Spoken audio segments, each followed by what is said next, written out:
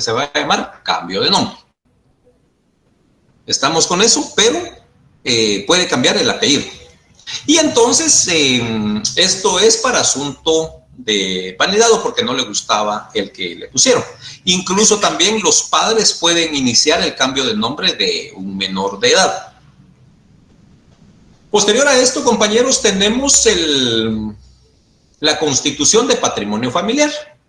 Resulta que en el Código Civil tenemos el procedimiento de cambio de nombre. Y perdón, compañeros, constitución de patrimonio familiar.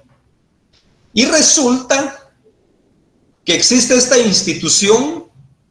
¿Y por qué surgió? De la necesidad de asegurar la buena vida, la salud o la educación de los niños de Guatemala. Y es por eso que existe esa institución o esta figura dentro de el Código Civil de nuestra institución civil. Y entonces resulta que se crea esta institución y precisamente se le da al notario la facultad de iniciar este trámite. Y ustedes dirán, algunos ya lo saben, otros no, ¿y para qué es y para qué el patrimonio familiar? ¿Cuál es el fin? Entonces, compañeros, el Congreso se dio cuenta y según el artículo 352 del Código Civil establece que el patrimonio es una institución jurídico-social, dice, por lo que se destina uno o más bienes a la protección del hogar y sostenimiento de la familia. Esa es la finalidad del patrimonio familiar. ¿Ya? Las casas de habitación o parcelas cultivables, los establecimientos industriales y comerciales que sean objeto de explotación familiar pueden constituir el patrimonio de familia. Entonces, compañeros, en el artículo 352 del Código Civil está la institución del patrimonio familiar. Y ya mencioné para qué sirve. Entonces, el notario tiene la facultad de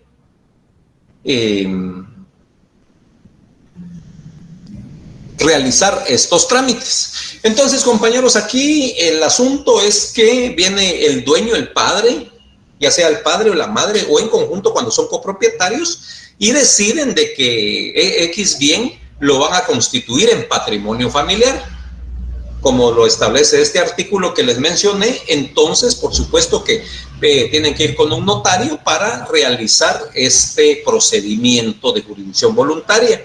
Y de esta manera, compañeros, se dedican, como lo dice el artículo, establece el artículo, dos o más bienes para la protección y bienestar de la familia. Entonces, en este caso, esto es de manera temporal.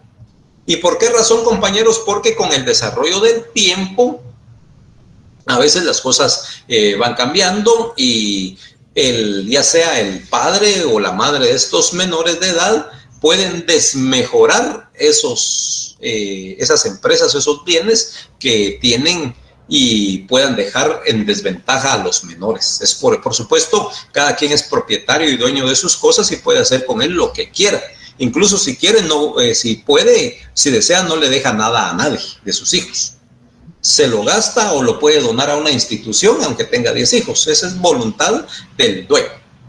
Bueno, entonces, compañeros, es para esto que se crea el patrimonio familiar. También quiero comentarles que el Estado constituye patrimonio familiar en favor de las familias. ¿Sí, compañera? Licenciado, disculpe con una consulta. Si, por ejemplo, volviendo al caso del patrimonio, unos padres, si tienen 5 hijos y le quieren a uno, por ejemplo, no heredar nada, lo pueden hacer y heredar a los 4. O ahí pelea el otro que no le dieron. Vamos a ver. Tiene 5 hijos y hereda solo a 3. Ajá, o a 4, por ejemplo, y no heredó a uno. Y deja uno afuera. Ajá. Vamos a ver si entendí su consulta. De acuerdo a la ley, él puede hacerlo. Entonces, pero en este caso, él tiene que testar, tiene que dejar o constituir su testamento. A la hora de él celebrar su testamento, entonces ahí puede él establecer que tiene 5 casas y que tiene 5 hijos, pero que solo le va a dejar a sus 4 hijos. Eso lo puede hacer, es totalmente legal, es la absoluta voluntad del propietario de los bienes. Entonces puede dejar fuera del testamento, fuera de testamento a uno. Entonces, ¿qué va a pasar al final? Se muere esta persona, el papá, hablando del papá, se muere el papá, pero como dejó testamento, entonces fallece el papá y vienen los hijos, empiezan a verificar y resulta que había un testamento. Entonces solo los 4 que están en el testamento son los que tienen el derecho de iniciar el proceso sucesorio testamentario. ¿Ya? Y el que se quedó afuera, pues ahí sí que lo lamento, no tiene derecho. ¿Por qué? Porque el propietario dispuso de sus bienes en vida. Entonces no podría pelear que porque no le dejaron nada. No, compañera, no. Y bueno, no dejó testamento, ahí sí podría pelear. Ok, ahí sí. Vean, ahorita yo creo que lo vamos a ir aprendiendo ya que estamos allá hasta estas alturas del partido. Ustedes ya están bien adelantados, a poco tiempo serán abogados y notarios. Ahí me invitan, por favor, a la graduación o al chonguengue, como dicen en Guatemala. Entonces, fíjense, compañeros, que en este caso lo que está preguntando, vean, compañeros, o escuchen, es lo más adecuado. Lo que está preguntando nuestra compañera es bien importante, ¿ya? Precisamente aquí es donde uno empieza a darse cuenta, bueno, ya estudiaron civil y ahí es donde se establece quiénes tienen derecho y quiénes no. Bueno, en el caso que ha planteado, definitivamente, si hay testamento, habían 5 hijos legalmente inscritos y al papá se le ocurrió que solo a 4 iba a heredar, pues solo a 4 y el otro lo deja fuera. Al fallecer la persona que dispuso de sus bienes en vida, al fallecer él, los hijos que aparecen en el testamento son los que tienen el derecho de iniciar el proceso sucesorio testamentario. Ahora, para completar la respuesta a lo que pregunta la compañera, la persona que no fue incluida en el testamento prácticamente fue, y no prácticamente, legalmente fue desheredada, no desheredada, porque desheredada quería decir que ya estaba en el testamento y la sacaron. No, en este caso no fue tomada en cuenta. Vean, pues, ojo, la forma en que tenemos que comentar, hablar, compañeros, y trasladar la información como buenos profesionales que ustedes van a hacer.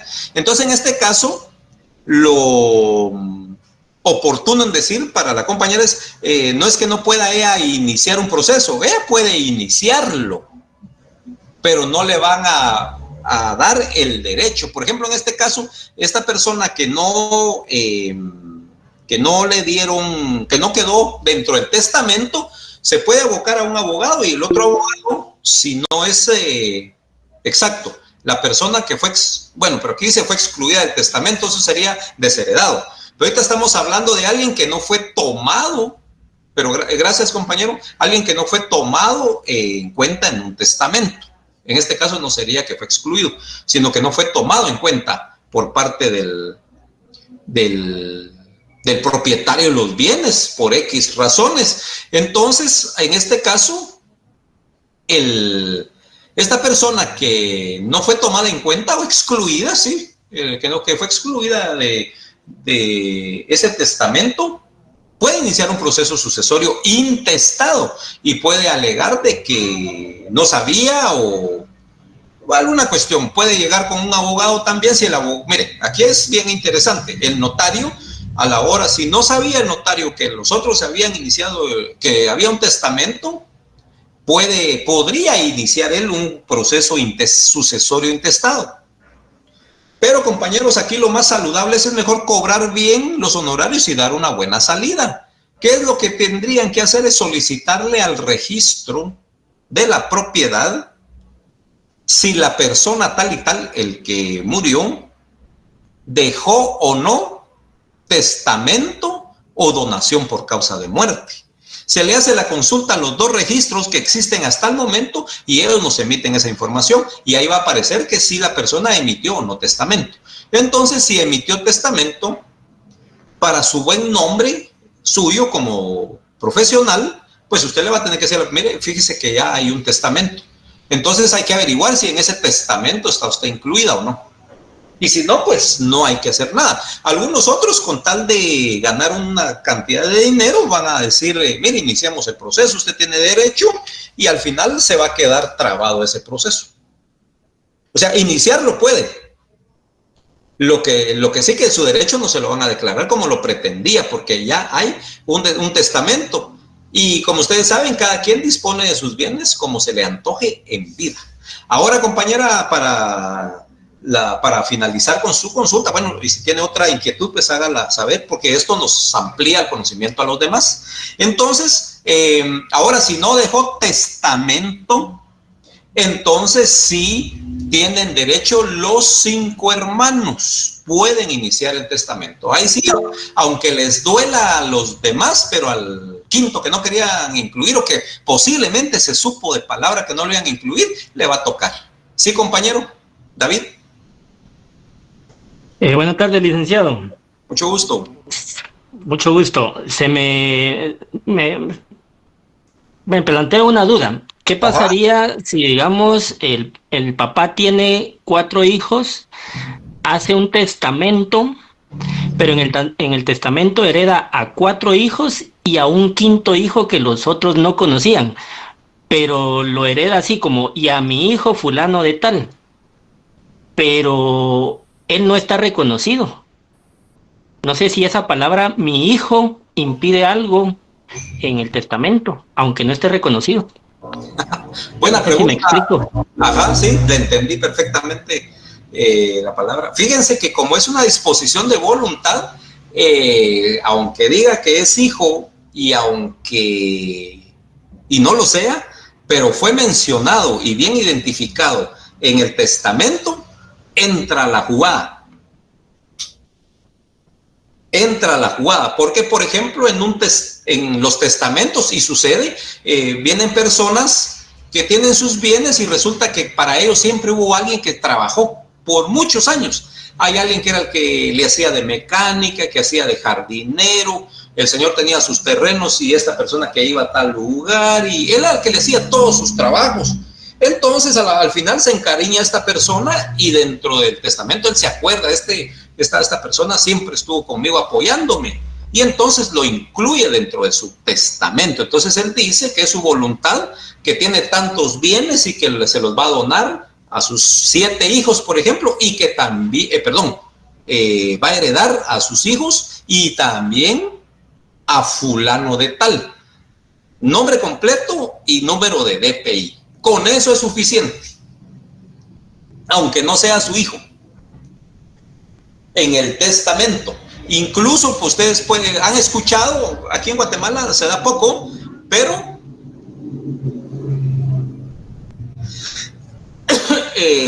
resulta que hay personas que le donan parte de sus bienes a una iglesia o a una ONG, dentro del testamento lo dejan. ¿Ya? Incluyen a los hijos y después dicen que le heredan también a la asociación tal y tal y tal. Se especifica qué es lo que le va a dejar a esa asociación. Entonces, ¿sí se puede, compañero David? Sí, dice, y ya lo entendí perfecto, okay. Dejé 4 hijos, tengo 4 hijos legalmente registrados, pero viene él y dice, y también a mi hijo fulano de tal, y lo identifica. Aunque no sea hijo, pero ya declaró su voluntad que le quiere dejar algo a él, es válido. Y los otros 4 hijos no pueden hacer nada por decir, bueno, él dice mi hijo, pero no está registrado legalmente. Como le digo, sí pueden intentar, o sea, todos tenemos derecho a accionar. ¿Qué le va a resolver el juez? Es otra cuestión. O sea, por supuesto que ellos pueden iniciar un montón de acciones, la nulidad parcial o algo de ese testamento o de ese proceso que inicie el otro porque él no es hijo. Pero ahí ya no entra nada, ya no se puede entrar a ver si era hijo o no. Porque si nos vamos al Código Civil, ahí establece quiénes son los que son llamados a suceder en los grados de consanguinidad. Pero, ojo, para el intestado, esto es cuando no hay testamento. Pero en el caso que estamos hablando que es testamento, y la pregunta suya es porque hay un testamento. Entonces, el que falleció dispuso de sus bienes en vida. Ok, listo, licenciado, gracias. Vaya, muy bien, interesante pregunta, me puso a pensar. Entonces, compañeros, ahora bien, cuando es intestado es porque no dispuso en vida de sus bienes para después de su muerte. Entonces, si todo queda como lo establece la ley, intestado. Ahí sí entran todos los hijos. ¿Y qué pasa aquí? Correcto, compañero Oscar, testamento sobre legados. Entonces, ¿qué va a pasar aquí? En el intestado, aquí sí, si eran 5 hijos, se iba a quedar afuera, entra ese, y como acaba de escribir una compañera o compañero, si el señorón era mero tremendo y dejó hijos por otro lado, en otros pueblos, y resulta que están legalmente inscritos, tienen derecho a heredar de forma intestada. Bueno, compañeros, con las preguntas que me hicieron los compañeros, muy interesantes, pero todavía vamos a llegar a eso. Estaba hablando todavía de la constitución del patrimonio familiar.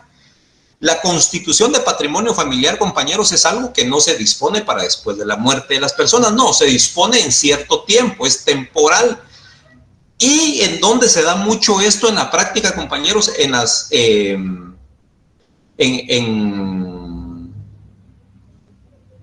Entre particulares se lleva a cabo, pero es muy poco. ¿Saben dónde sucede con frecuencia en la constitución de patrimonio familiar? Es cuando el Estado favorece a las personas de escasos recursos y le otorga viviendas o parcelas. Entonces esto se da mucho en el interior, incluso en algunos lugares de por aquí a orillas o periferias de Guatemala, en los municipios aledaños de Guatemala. Es cuando se da esta situación de constitución de patrimonio familiar.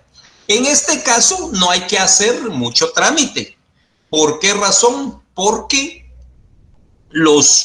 el Estado viene y en esa escritura que realiza desde el inicio, ahí establece lo último que yo hice y que estaba aquí cerca, me imagino que hay varios,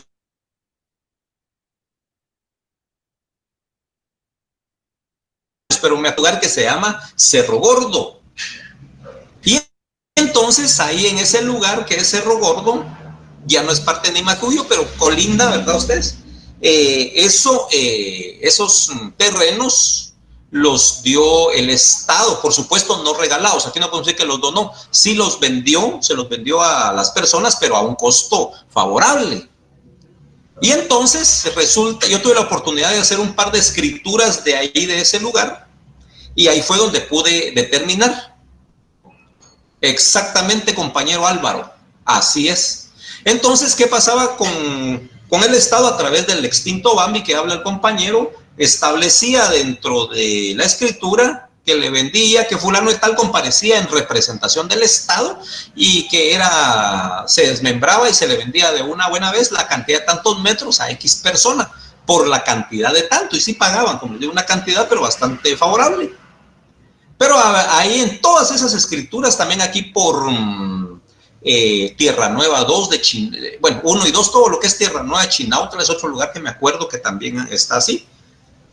No todo, pero la gran mayoría. Entonces, ¿qué pasaba? Que dentro de esa escritura había una cláusula especial en donde decía el Estado que a dicho bien o a dicho contrato le daban la constitución de patrimonio familiar y manifestaban el plazo, 10 o 15 años. Ojo, o también hasta que cumpliera la mayoría de edad los hijos de esa persona.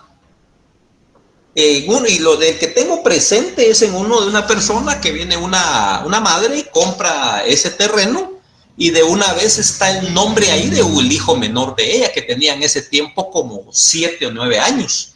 Entonces se mencionaba, reza esa escritura, que se le da la calidad de, se constituía en patrimonio familiar ese bien para beneficio de los menores y en especial para el menor de edad, fulano de tal. Y si ustedes se van al Código Civil, compañeros, tal vez me ayudan con eso. Yo les dije en 300, ¿qué les dije yo? Correcto, 352, por ahí está el artículo en donde también establece cómo se extingue el patrimonio familiar. Porque el patrimonio familiar no es perpetuo, ¿verdad? Entonces, ahí en el Código Civil está el listado de las condiciones cuando es que cuando concluye el patrimonio familiar. Entonces, compañeros, esto sí que en este ejemplo que les estoy poniendo, que es verídico, tomaron en cuenta a un menor de edad. Muy bien, compañera Ana dice que está en el artículo 364 del Código Civil. Entonces, ¿qué pasa aquí? Que a la hora de que ahí en ese artículo que la compañera nos facilitó, establece el tiempo, y hay uno que dice que al cumplir la mayoría de edad, todos los beneficiarios da por concluido el patrimonio familiar. Ojo con eso. Por la mayoría de edad. Y si no, pues sí. Gracias, compañero Álvaro. Ahí está. Vean esos artículos que los compañeros están facilitando para los demás. Anótenlos. Son sumamente importantes para este curso y para su vida. El resto, bueno, no para su vida profesional. Entonces, porque miren, hay que relacionarlo todo, compañeros. Esta es la concatenación del derecho. Como ustedes ya van a entrar a la práctica, entonces los que se saben bien civil, procesal civil y algunas otras leyes que no recuerdo en este momento, muy bien, compañero Oscar dice, el patrimonio familiar termina cuando todos los beneficiarios, aquí está, compañeros, a ver, gracias, todos los beneficiarios cesen de tener derecho a percibir alimentos, o sea, al cumplir la mayoría de edad. Y ahí están otras cuestiones, el compañero aquí casi escribió todo, muy bien, gracias. Cuando sin causa justificada y sin autorización judicial la familia deje de habitar la casa, deje de servir de morada, precisamente porque dejó de tener el fin para el que era, ¿verdad? Porque ya los otros se pusieron un negocio, tienen dinero, se fueron a Estados Unidos, hicieron sus cosas, pues deja de. Bueno, cuando se demuestre la utilidad y necesidad para la familia, que el patrimonio queda extinguido, cuando se expropien los bienes, que también debe ser justificado, y el 5, que es uno que relacionado a lo que vamos a ver, es por vencerse el término. Entonces dice para tantos años, por ejemplo, en este que yo vi, esta escritura que yo tuve la oportunidad de tenerla en mis manos, para que no entrara en confusión, escribieron para tantos años, y a la hora de hacerle las cuentas al menor de edad, en ese año cumplía la mayoría de edad, entonces no se la complicaron. Entonces, compañeros, bueno, y el fin de todo esto es porque resulta que en nuestra sociedad y en la mayoría, ¿verdad, compañeros? A la mayoría de mis queridos colegas, a la mayoría de los hombres, pues de los varones, a veces se les da por ser irresponsables o les gustan mucho las bebidas espirituosas. Y entonces, por estar con estos vicios, pues ya no se preocupan de los hijos y terminan vendiendo los terrenos, ¿ya? Ni los han, por ejemplo, en otros casos que se han visto, esto sí es más en el interior, en las aldeas, lejos, resulta que a veces les dan ya los derechos, compran un terreno, una casa, compran los derechos y a los 3 meses ya lo están vendiendo. Gracias, compañera, excelente. Miren, pues los estoy regresando a civil, pero es sumamente importante, compañeros, los felicito por eso. Y bueno, es que están en el 9º semestre. Fíjense que cuando empezamos las clases de forma presencial, nos tocó realizar, ¿se recuerdan de esto, compañeros? Que el examen, los exámenes parciales y final, ya cuando entramos en forma, como estamos ahora, híbrida le llaman, presencial y en la forma que estamos hoy, los exámenes son de forma personal. Entonces, el año pasado estaba precisamente impartiendo civil en el S12, creo yo, Civil 1, Y compañeros, resulta que sí me puse triste, decepcionado, no sé, porque fue para la retrasada, imagínense ustedes. Para la retrasada hice el examen de civil y ya de ver yo cómo estaban todos, que les hacía falta, no habían leído, ¿saben? Les dije que sacaran su código. Licky, ¿será que podemos sacar el código civil? Y como era retrasada, dije, saquen su código civil, tal vez por leerlo ahí, no para aprender, sino para responder el examen, graban algo en la mente de algo de civil. Y lo lamentable fue de que ahorita, porque por patrimonio civil me estoy acordando, resulta, compañeros, que la mayoría de los que se estaban examinando retrasada, que eran, no tenía muchos, pero hablemos de 8 o 10 de 20, no encontraban la respuesta que algo que había preguntado yo de patrimonio, con el código en la mano. Con código en la mano no sabían algo que les había preguntado y que es básico, que era relacionado al patrimonio familiar. Tenían el código y no encontraban. Todos los felicito, compañeros, pues como les dije, ustedes ya están en el 9º semestre, entonces, por supuesto, me alegra que ahí están al tanto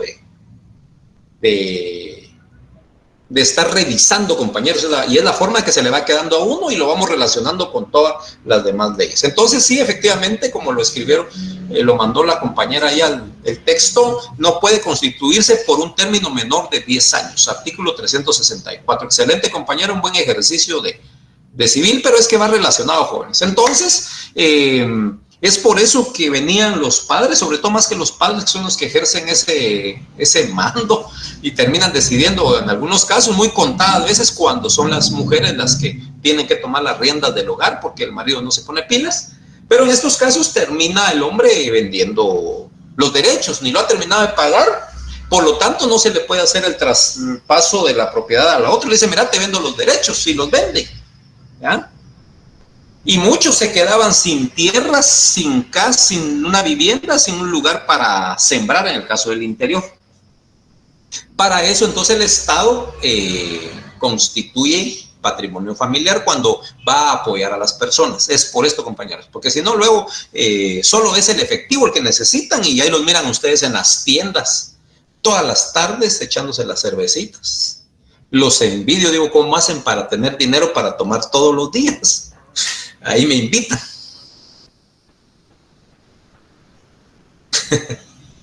todos los días, sí, es que, puchicas, es impresionante.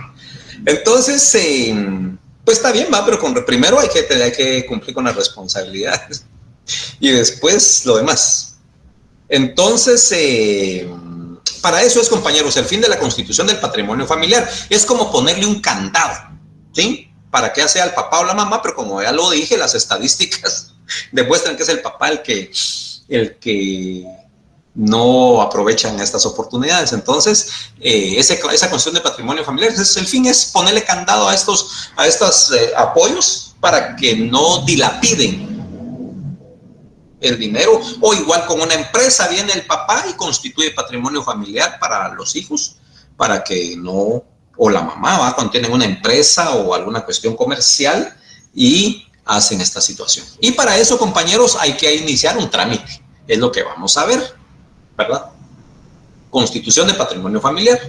De la ausencia creo que sí hablé, ¿verdad? Es cuando una persona no está, manifesté que no podíamos encontrarla y la persona desea contraer matrimonio y no puede quedarse toda la vida casada con alguien que no la quiso, ¿verdad? O no lo quiso. Entonces, la ley tiene esta salida legal para declarar ausente a una persona y poder contraer matrimonio posteriormente. También dentro de la ausencia,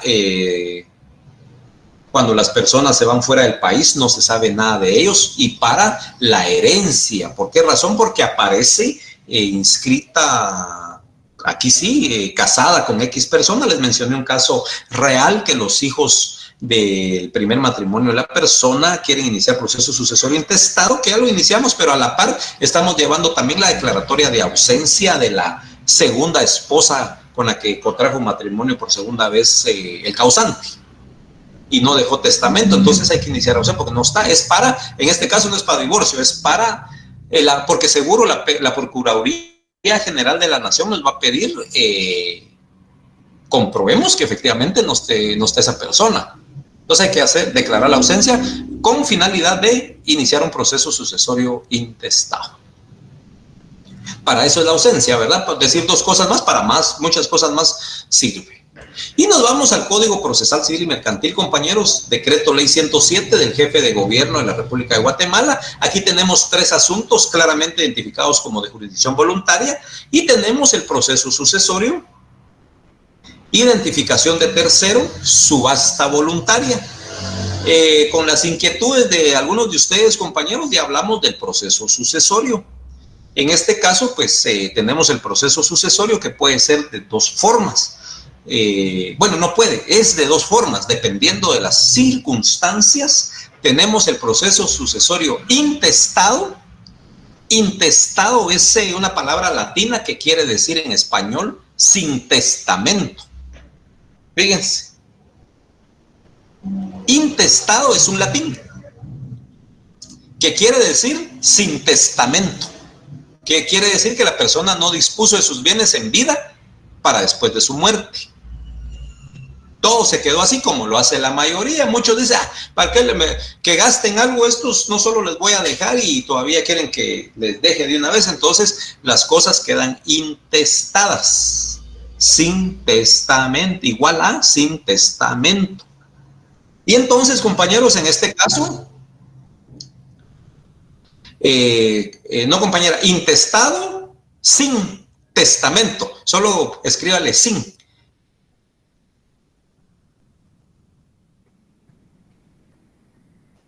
Intestado quiere decir sin testamento. Entonces son las 2 formas que establece el Código Procesal Civil y Mercantil. Entonces el intestado es porque todo quedó a nombre de la persona que falleció. Entonces aquí entran todos, compañeros. Aquí entra la esposa, los hijos, y los hijos conocidos en el matrimonio, y también los hijos que aparecen por ahí. O a veces los demás familias que tienen bonita relación con otros, pues saben que existen más hermanos, ¿verdad? Yo tuve la oportunidad de tener un tío que tuvo 5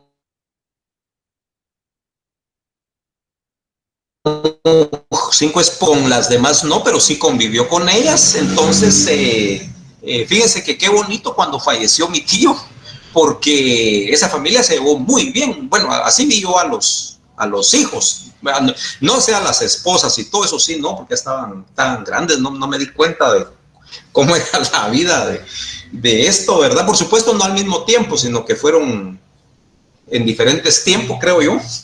Pero ya los hijos, sí, no recuerdo si son 23 o 24 hijos que tuvo mi sagrado tío. Y fíjense que cuando falleció el tío, todos estuvieron, es en el pueblo, entonces en ese tiempo regularmente se hacían en las casas.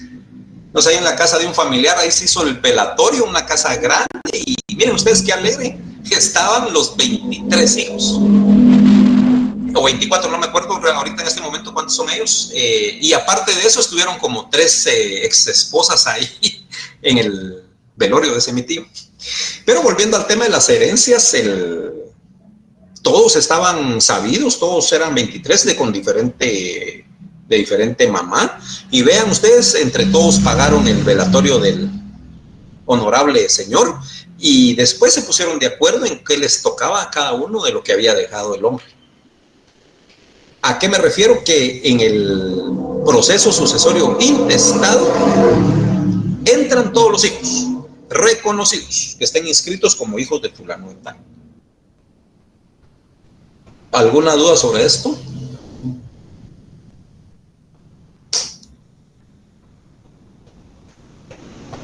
Bueno, continuamos y de ahí entramos al famoso proceso sucesorio testamentario. Testamentario porque sí, esta persona que falleció en su momento en vida hizo un documento con los requisitos que establece la ley en donde él manifestó y frente a testigos que era su voluntad dejar testamento y los bienes heredar a fulanos y sutanos y menganos. En aclarando lo y la buena consulta también de la compañera, puede dejar dentro de ese testamento a sus hijos y a un tercero que no sea su familiar. Esas son las dos formas del proceso sucesorio intestado, del proceso sucesorio, compañeros, y las dos formas que vamos a ver.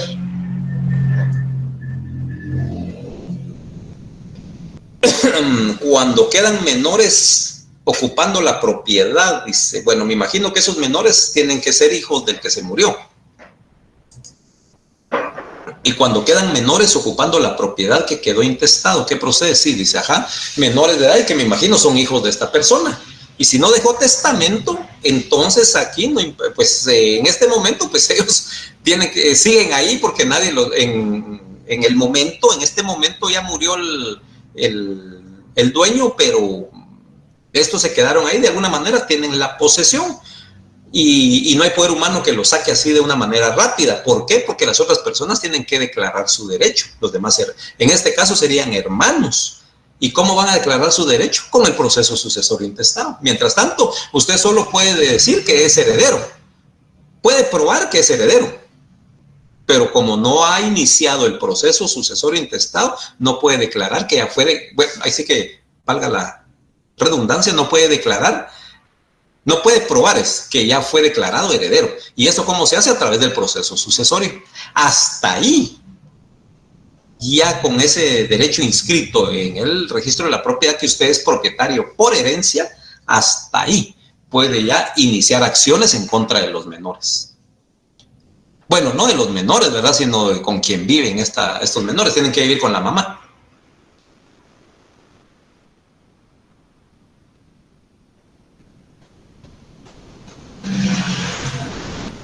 Bueno, entonces, para la compañera, ¿cuál es el proceso en un intestado? Okay. Por ejemplo, hay 4 hijos, solo un hijo se quiere quedar con toda la herencia. Bueno,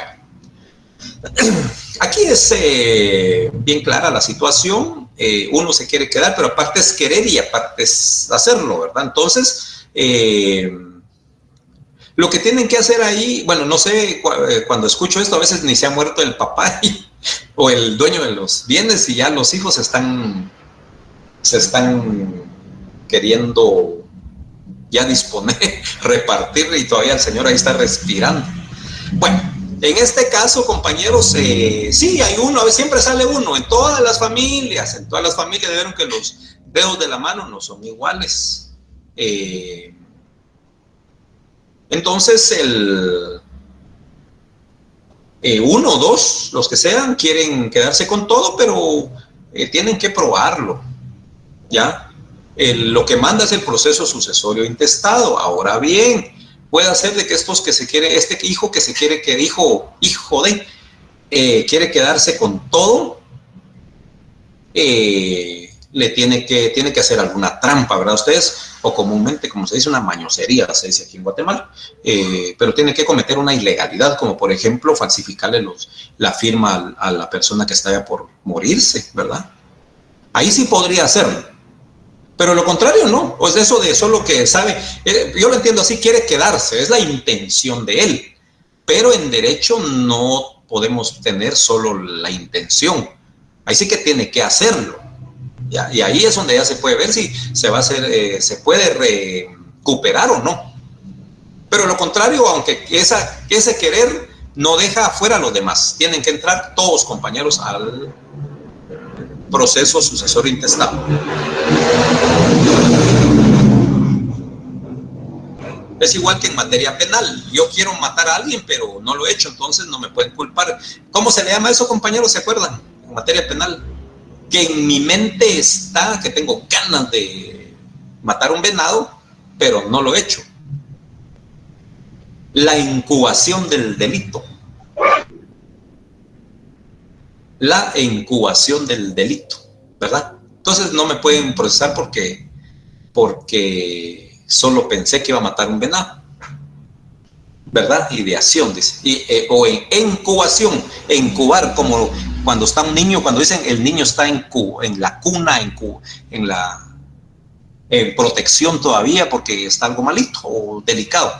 Entonces, igual como exactamente intercrimen, école, está en la mente del hombre, intercrímenes. O la incubación del delito. ¿Por qué? Porque está incubado en la mente todavía, lo está fraguando. Bueno, compañeros, entonces, volviendo al tema, así es el proceso sucesorio, de dos formas, intestado o testamentario. Testamentario porque el compañero dejó, porque el compañero, el causante, dejó para después de su muerte. Intestado cuando no hay testamento. ¿Sí, compañera? Disculpe, licenciado, por la interrupción. Una compañera la sacó al internet y dice que le está pidiendo acceso de nuevo, que si la puede dejar ingresar. Disculpe. Con mucho gusto. Aquí vamos a pedirle apoyo a los compañeros. Cristian, no sé si está conectado Cristian para que nos apoye, o también Amiel, para que me apoyen con volver a incluir a la compañera, jóvenes. Ahorita arreglamos eso, compañera. Gracias por avisar. Entonces, compañeros, muy bien. Entonces, compañeros, así es el proceso sucesorio intestado. Proceso sucesorio intestado y testamentario.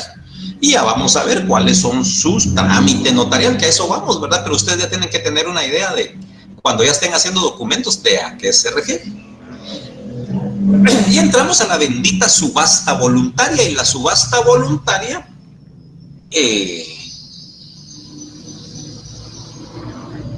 todos tienen ideas, algunos de ustedes tal vez han estado presentes en una subasta, como he mencionado, algunos otros trabajan para juzgados civiles o para alguna institución en donde ustedes ven que se celebran subastas. ¿Y qué pasa, compañeros, cuando se va a hacer una subasta voluntaria? Es porque cierta empresa, cierta persona, como sea, tiene una cantidad de bienes que es su deseo, es necesario llevarlos a subasta pública.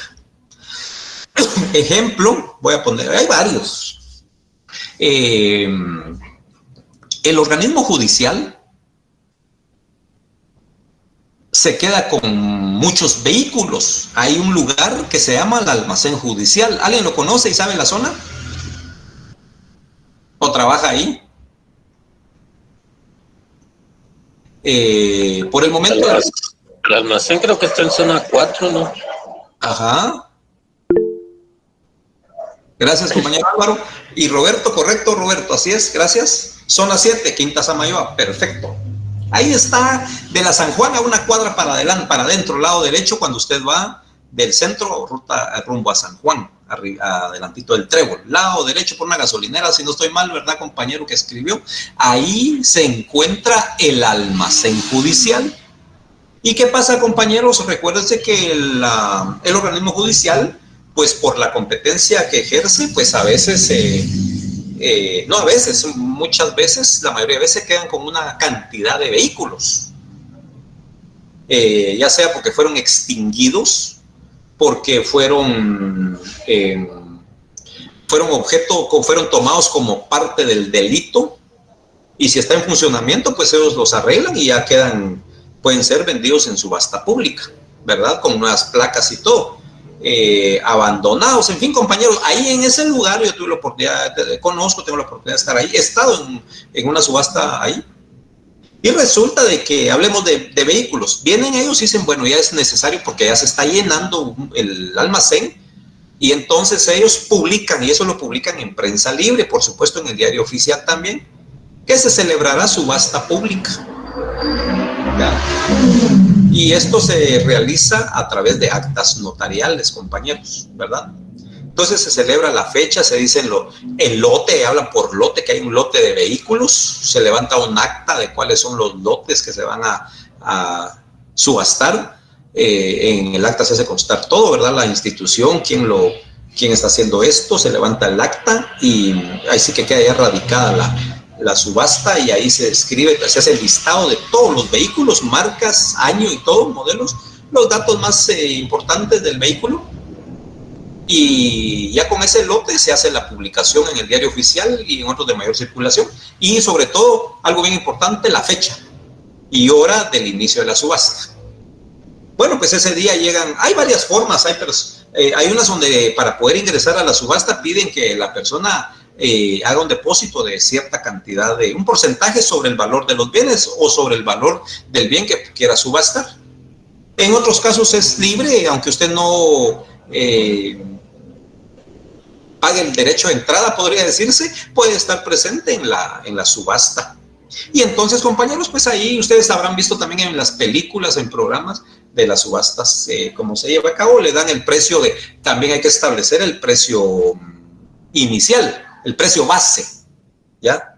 Que un carro a veces termina, el precio base es de 2,000 quetzales, pero como está en subasta, termina vendiéndose a veces en 18,000 quetzales, 15,000, porque hay varios pujando o queriendo, están varios ofreciendo por ese vehículo, y al final termina elevándose su precio. Y al final, compañeros, entonces se venden el lote o todos o lo que sea, y se hacen las actas correspondientes, se hacen los compromisos de pago.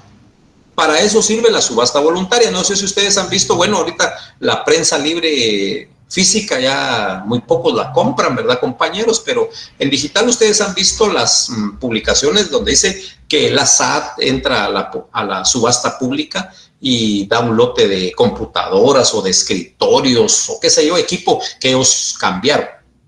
Y para no perderlo todo, lo llevan a subasta pública. Entonces, compañeros, también vamos a ver qué es la subasta pública ya, pero haciendo el trámite que corresponde, el esquema primero, ¿verdad? ¿Cuál es el esquema de cada uno de los trámites? Y posteriormente a realizar un asunto de función voluntaria de subasta pública. La ley de rectificación, bueno, termino con el Código Procesal Civil y Mercantil. En este también, fíjense, compañeros, que hay otros 2 asuntos por ahí que, como les digo, a veces no es claro el asunto, pero tenemos la identificación de persona y la identificación de tercero. Hay un par de artículos que habla sobre esto y es así, no le da mucha explicación. Lo único que establece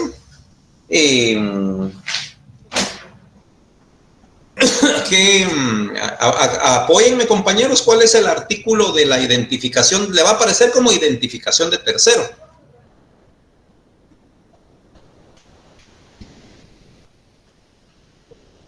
Excelente, compañera Araceli. 440, dice Álvaro. Milovan, muy bien, excelente, compañeros. Así es. De veras, compañeros, que hablando de estos, para los que no están familiarizados, en el Código Procesal Civil, compañeros, Decreto Ley 107, tenemos el libro número 5, libro 5, Procesos Especiales, título 1, Jurisdicción Voluntaria, compañeros. Jurisdicción voluntaria, capítulo 1, disposiciones comunes. Y aquí hay unos artículos que son la base de disposiciones comunes para todos. Y aquí hay un listado, hay una serie de trámites en jurisdicción voluntaria según el procesal civil. Pero resulta, compañeros, que, como lo mencioné en las primeras clases,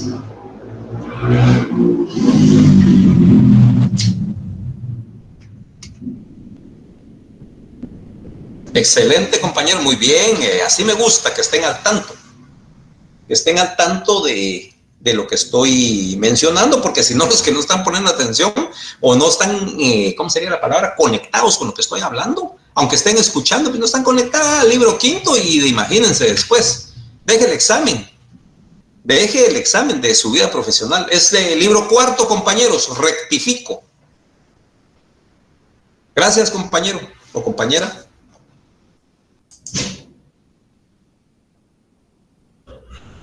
Correcto, gracias, Álvaro. Libro 4, compañeros, así es. Libro 4, repito, Procesos Especiales, título 1, Jurisdicción Voluntaria. Hay disposiciones comunes, después empieza el desarrollo de cada uno de los trámites. Lo que sí les quiero comentar, compañero, por favor, ahorita es que mencionar en este momento es sumamente importante. Ahí dice en el libro 4, jurisdicción voluntaria. y hay una serie de asuntos de jurisdicción voluntaria en este proceso civil, pero ojo, cuando se realizaron reformas que mencioné de acuerdo al 5477, que incluyeron en esa varios, también establece aprobó el Congreso que los derechos procesal mercantil se puede llevar en jurisdicción voluntaria estos tres: proceso sucesorio, identificación de tercero y subasta voluntaria. Intentaron ver que el divorcio también voluntario se llevara a cabo ante notario, pero eso sí no lo permitió el Congreso. Sigue siendo judicial, voluntario pero judicial. Entonces, de todo ese listado, no se van a confundir, porque yo les puedo hacer una pregunta: mencione cuáles son o cuántos procesos de asuntos de jurisdicción voluntaria pueden tramitar, de los que están en el Código Procesal Civil y Mercantil, se tramitan ante notario. Y el que no puso atención el día de hoy va a decir, me va a enumerar todos los que están ahí, y hay unos que no. Bueno, listos pues con eso que mencioné ahorita. Y entonces, compañeros, ya no se van a perder cuando yo hable de jurisdicción voluntaria, decreto ley 107, pues nos vamos al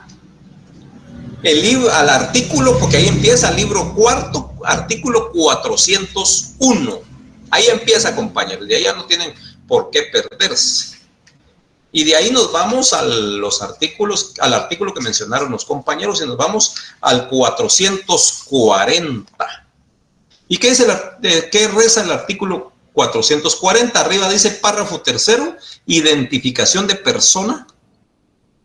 Solicitud: cualquier persona que constante y públicamente hubiera usado y fuere conocida con nombre propio distinto del que aparece en su partida de nacimiento, o usar el nombre incompleto u omitiere alguno de los apellidos que le corresponden, podrá pedir ante notario, conforme lo estableció el Código Civil, su identificación,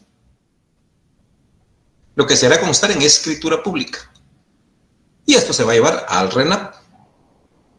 Segundo párrafo, vean esto, dice, escuchen esto: la identificación de un tercero se podrá pedir ante el juez de primera instancia o un notario. Y ahí están los demás requisitos, pero no voy a profundizar en eso. Compañeros, estos otros dos asuntos son de jurisdicción voluntaria. ¿Cuáles son las diferencias? ¿O no hay diferencias? Por el tiempo, no voy a preguntarles, o si alguien ya lo tiene en mente, que me diga cuál es la diferencia entre identificación de persona e identificación de tercero.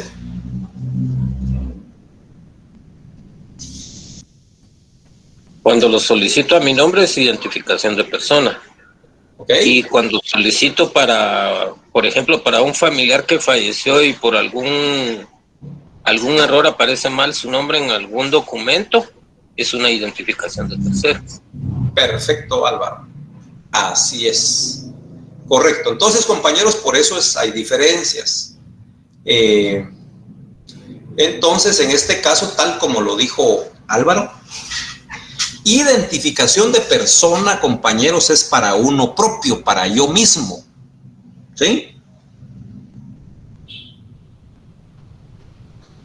Ahora no lo van a confundir con el cambio de nombre, pero ahorita voy a llegar a eso. Y la identificación de tercero, yo necesito arreglar el nombre de alguien porque me interesa, pero no es el mío, es de otra persona. Por eso se dice de tercero, identificación de tercero. Y precisamente, compañeros, esto, y que lo acaba de mencionar Álvaro, es que esto sirve mucho para los procesos sucesorios intestados. ¿Qué pasó? Empecemos con la identificación de persona. Para mí, mi nombre es Byron Darío González Reyes, pero yo siempre, y así, por no decir abreviar y todo, yo solo cuando me identifico o me doy a conocer, yo digo que soy Byron Darío González, nada más, y omito a veces el Reyes, y solo digo Byron Darío González, o solo Byron González. Entonces, compañeros, resulta que muchas personas por eso empiezan a usar distintos nombres. Entonces, imagínense que en documentos yo pueda aparecer Byron Darío González Reyes, Byron González, Byron Darío González, o Darío González. Entonces, compañeros, ¿qué va a pasar con esto? Resulta que como había, imagínense, vengo yo y compré un terreno, pero comparecí con X nombre. Y después compré otro y aparecí con otro nombre. Y entonces, a la hora de iniciar el proceso sucesorio intestado, nos van a poner trabas en la Procuraduría General de la Nación, en todas las instituciones. Entonces, miren cómo es de bonito el derecho, más trabajo para ustedes, más prestación de servicios, porque aparte que ya cobraron 30,000 quetzales por iniciar un proceso sucesorio intestado, resulta que ahora tienen que iniciar otro proceso sucesorio, otro proceso de asunto de jurisdicción voluntaria que se llama identificación de tercero. Aquí les va un tips para cuando ya trabajen. Desde el momento que se pongan de acuerdo con su cliente, usted debe adelantársele a lo que pueda suceder después, porque fíjese que en el camino vienen sucediendo varias cuestiones que a veces, entonces hay que tomar en cuenta esto. Usted le dice a su cliente, bueno, uno hay que preguntar más o menos cuántos bienes hay y todo, dependiendo la ubicación, lugar y todo, y valor, y de por ahí usted ya cobra, a pesar de que hay un arancel, pero tenemos libertad, ¿verdad, compañeros? Entonces viene usted y le dice, mire, le voy a cobrar por el proceso sucesorio intestado 30,000 quetzales de honorarios. No incluye publicaciones, ojo. Bueno, como quiera, ¿verdad? Yo solo estoy dando una idea. Usted puede decir aquí le incluyen todo, ¿verdad? Cuando uno empieza a cobrar 8,000, 10,000 quetzales, incluían las publicaciones. Al final solo le quedaba a uno la experiencia de haber aprendido, ¿verdad, compañero? Entonces, resulta que usted le tiene que aclarar a su cliente, que le cobra 30,000 quetzales de honorario y le advierte. Y de una vez le dice, porque después, mire, pero usted no me dijo eso y ahora me está cobrando más y la gente no entiende, ¿verdad? Pero si usted se lo dice desde el inicio, la gente va a tener que entrarle. Y le dice de una vez, vea, mire, pues yo le cobro tanto, tiene un costo de tanto, el proceso sucesorio intestado. Bueno, y le dice el que está bien, cuando ya le dijo que está bien y que le va a dar ya X porcentaje para que usted inicie a trabajar con la diligencia voluntaria del proceso sucesorio, le dice también, y le adelanto, después que haga el análisis del proceso posible, si hay algún error en partidas de nacimiento, ese es un trámite aparte, es distinto y por lo tanto genera honorarios distintos. ¿Ya? Entonces usted le dice ahí que esperemos que no salga esto, ¿verdad? Pero usted de plano deseando que haya algún error para que usted inicie un proceso de identificación de tercero, porque el causante, el que falleció, tenía errores en su partida, no errores, perdón, se hacía llamar de diferente forma. Entonces, compañeros, vienen ustedes, inician. Si como lo dijo Álvaro, es para usted mismo, para yo mismo, lo estoy diciendo de esta manera para que se entienda, para yo mismo. Entonces yo, ante notario, le voy a decir que comparezco a declarar que en todas mis relaciones sociales, en los actos y en cuestiones públicas, me he hecho llamar de Byron Darío González Reyes, Byron González, Darío González. Y por lo tanto, declaro, bajo juramento de ley, que dichos nombres corresponden e identifican a la misma persona. ¿Ya? Y casi lo mismo se dice en la identificación de tercero. Como lo dijo muy claramente Álvaro, es cuando el causante ya está fallecido, ¿verdad? Ya no hay quien, él personalmente ya no lo puede hacer, todo lo hacemos nosotros. Iniciamos ese proceso y decimos que fulano de tal en vida usó los nombres tales y tales y tales, pero que al final identifican a la misma persona. Entonces con eso ya no va a haber ningún problema con todas las cuestiones que hayan hecho. Ahora bien, si como dentro del proceso sucesorio usted tiene que adjuntar las certificaciones de defunción, de nacimiento del causante, pero también de los herederos, si ellos están vivos, y resulta que el error está, ojo lo que estoy diciendo ahora, el error está en una partida de nacimiento.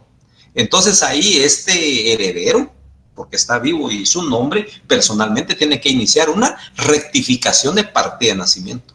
Vean, miren todo lo que se está relacionando aquí y todo esto es trabajo pues para ustedes.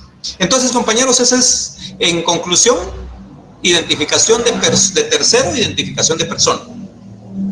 Tercero porque lo va a hacer a otro porque no puede, está fallecido. Y persona para usted mismo.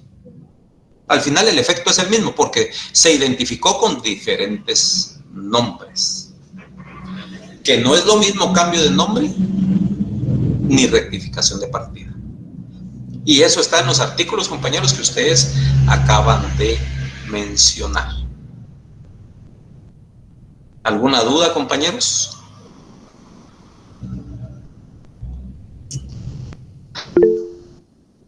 Por favor, compañero. Buenas noches, Lee, ¿cómo está? Muchas gracias, bien.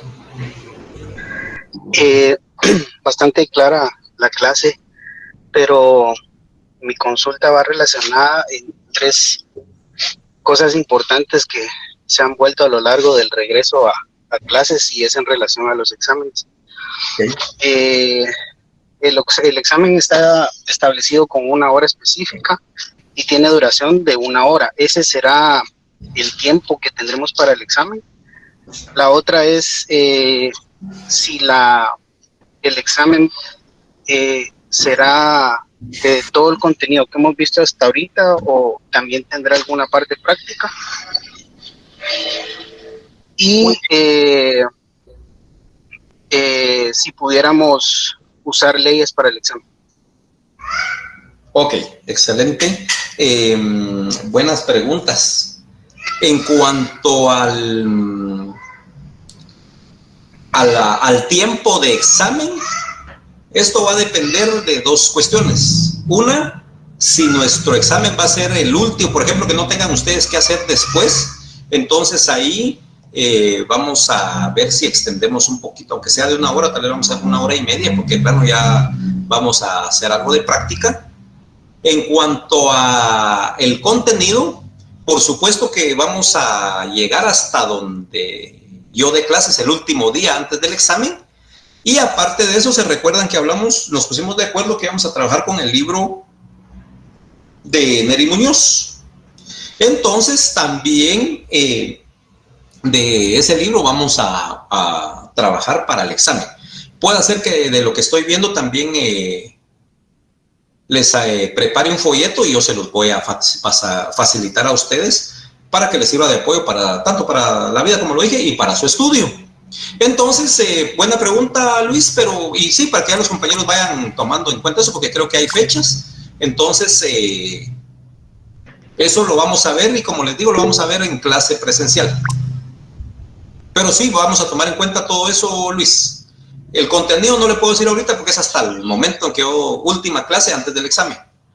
El tiempo igual, vamos a ver si no he visto ahorita en qué horario nos toca. Y prácticamente tal vez nos vamos a hacer nuestra 1 hora y media, digo yo. Para que empiece a tener ya una idea. Muchas gracias, Liz, por la aclaración. Solo la última en relación al uso de leyes. Y pues le hacía la consulta también porque aún no hay publicación oficial, pues, pero como todo aquí extraoficialmente se sabe. Exactamente. Es posible que la próxima semana sean los exámenes, y si así fuera el caso, entonces esta sería nuestra última semana de contenido. Y por eso me anticipaba yo a las consultas. Perfecto, muy bien, Luis, gracias. Y de hecho, por eso les digo, vamos a ver todo esto. Acuérdense que creo que esto va a distorsionar un poquito el calendario que tenemos elección de decano el viernes, ¿verdad? Entonces, pueda esto modificar